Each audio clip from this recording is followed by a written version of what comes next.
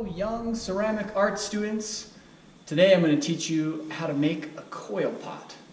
Coils are one of our basic forms of construction in ceramics. It's very important that you know not only how to use coils, but how to do it properly so that your pieces don't fall apart. This right here is our coil machine. It's a very basic machine. It's got a single lever. It's got a plunger in it. And in order to use this machine, we first need to get some clay. Remember, we always have to wedge our clay before we do anything with it. Now, and when we get to the table, I'll show you, you can make coils by hand, and you're welcome to do that, especially if you want to make small coils for really detailed work. But in general terms, the coil machine is the quickest and easiest way to get coils. So I've got some clay here that I've already wedged, I've already checked it, there's no air bubbles or anything, so it's good to go. And so what I'm going to do is I'm going to take some clay here and I'm going to pound it into kind of a torpedo shape. And I'm going to open up this lever, and I like to rest it on my shoulder. But whatever works for you works. I'm going to drop that clay into the coil machine. I'm going to lift this up and just make sure it's clear. And I'm going to gently drop the plunger in. Now what's going to happen is I'm going to take my lever and I'm going to push against it, and clay should start to come out. Now I didn't put very much clay in here, so I actually need to add some more. So I'm going to take some clay, I'm going to pound it into just an easy shape that will fit in. I'm going to drop it in there, I'm going to lift that up, and now I'm going to apply some gentle pressure. Now what's going to happen is as I use my body weight, the coils they kind of start to ooze on out of the coil machine. I like to put a board right here because it just makes it easier for me to pick up all the coils once I'm done. So I'm going to lean against this, and I'm going to call that good. You can make as many or as few coils as you need.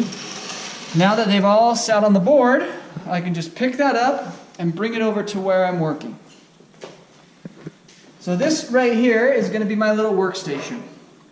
Now, I've got a couple examples of different coil pots, and we're going to talk about those in just a second. The first thing I just want to show you is how to put together a coil pot. So to begin, what we need is we need a base or a bottom of our coil pot.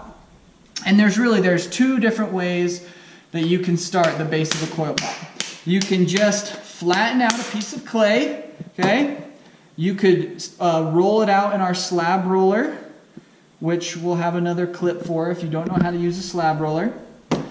So I can just flatten it out like this, and that could be the beginning of my coil pot.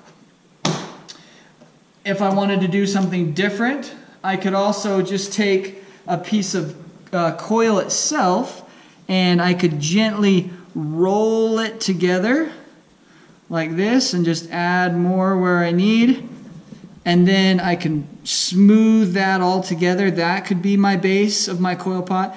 Doesn't really matter how you make the bottom, you just need to make sure that it's nice and flat, it's the shape you want, that it's nice and steady. Okay, so this could be the bottom. Obviously that needs a little bit more work, some smoothing, but I could start with that. What I'm going to use is I'm going to use this flat piece that I just kind of patty cake together. And your coil pot, the bottom of it, it doesn't have to be a circle. Most coil pots do have some sort of a circular base, but it could be a square, it could be a triangle. I'm just going to go ahead and cut a circle just because it's simple and it's the most common choice. So this right here is my base of my coil pot. Okay? Now what I'm going to do is I'm going to scoot these coils over to the side, and I'm going to work on top of a board because it's always easier to work on a board. It makes cleanup way quicker. And now what I do to a coil pot is basically rings of clay that have been stacked on top of each other, and that the inside has been smoothed together to make them strong. So I'll take the coil that I made and I'm going to lay it right on top of my base, and I'll just tear off where those two sides meet. and I give it a little bit of a push with some pressure, and it'll stick there for now. That won't be permanent, but that's my first coil. Now I can take another coil and I can make a decision here. This is what's kind of fun about coil pots. If you look at this coil pot or this coil pot over here, you'll notice how the shape goes out and then in and then out a little bit.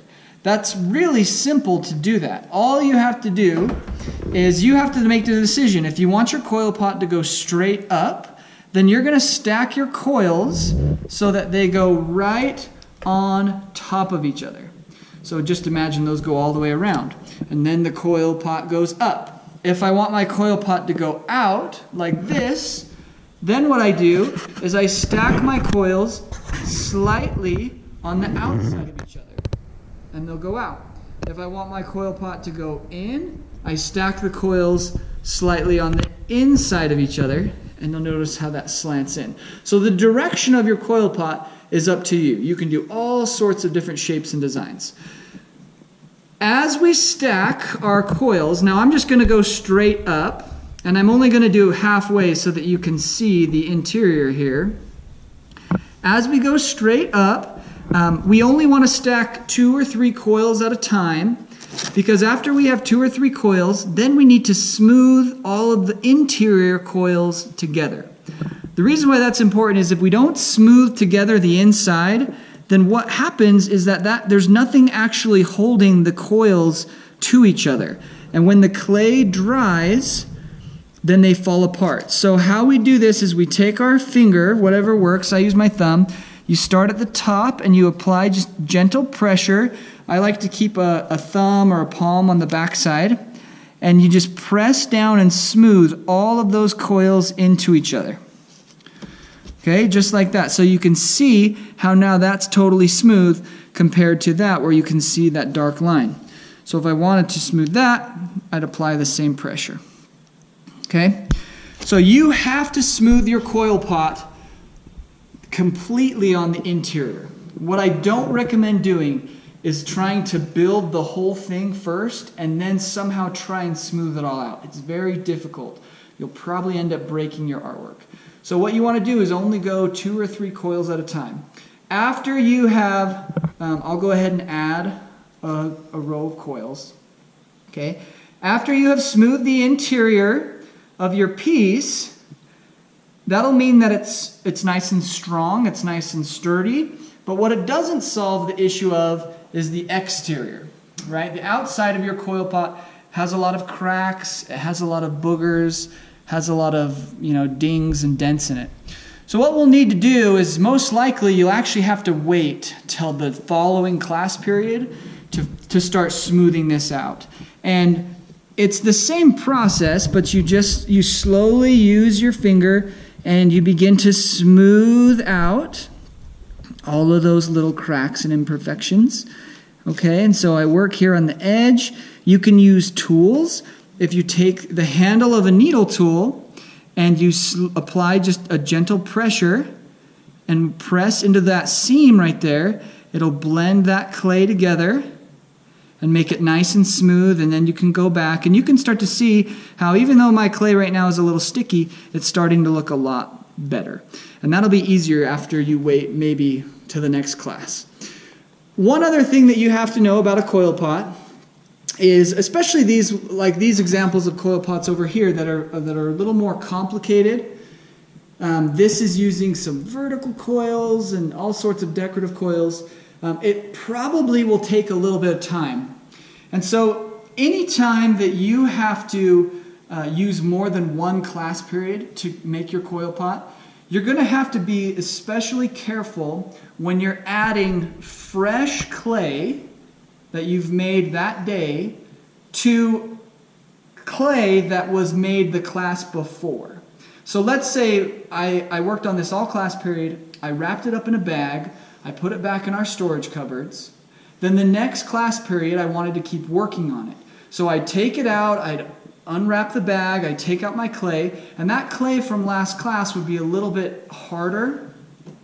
Before I can just start adding new clay to it, I have to make sure that I score and slip the new clay and the old clay together. That doesn't mean you have to score and slip every single coil. You just have to score and slip where the new and the old clay meets. So what that would look like is, if this was all the older clay, I'd take my needle tool, and this is called scoring. This just means we scratch up our clay. Generally, it's helpful to scratch the clay in 2 different directions. So then I'm going to switch my direction. All right, I'm going to scratch across all of this older clay. All right.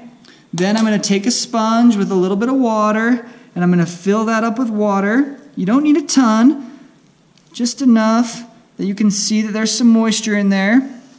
Then I would take my new clay, whatever was going to be my new coil, the first rung of the fresh clay that I'd made that day, and I'd make sure it kind of lined up properly.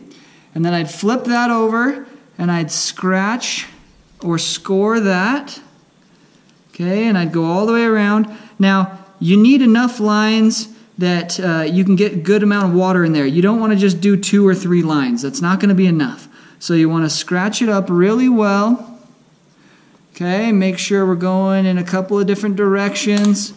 Then we're going to add some water to that. Now, before I push these 2 coils together and make them stuck, I'm going to give you your special phrase for this video. The special phrase is, coil me up. So when I jam these 2 together, well, jam might be a little. When I press these 2 together, now all of that water is going to get mixed in all of those little pockets and scratches, and when we press, it's going to create a little bit of suction, and that clay is going to blend together, and it will hold have a much stronger hold. So now the new clay and the old clay have been joined together by scoring and slipping, and now I can go back and I can smooth them out. And if my hands are a little sticky, okay, you can wipe them off. So I'd go all the way around, and I would smooth that together, and now I could take my fresh clay and just start like I had done before and stacking the coil up. Okay? Now there's, like we've seen over here, there's a variety. You can get very decorative with coil pots. It's not just, even though it's a very simple technique, you can do a lot of different things. So this piece was made and it accidentally got bumped, but these are all handmade coils, so they're nice and thin. These coils on this pot over here, they came from our coil machine, and you can see they've done some decorative openings in here. And then this piece is a coil pot, and what this student did was they used their finger and they pinched those coils to give it a decorative texture. So be imaginative, use coils to your advantage. They can help your artwork be more expressive and add texture and a lot of cool things.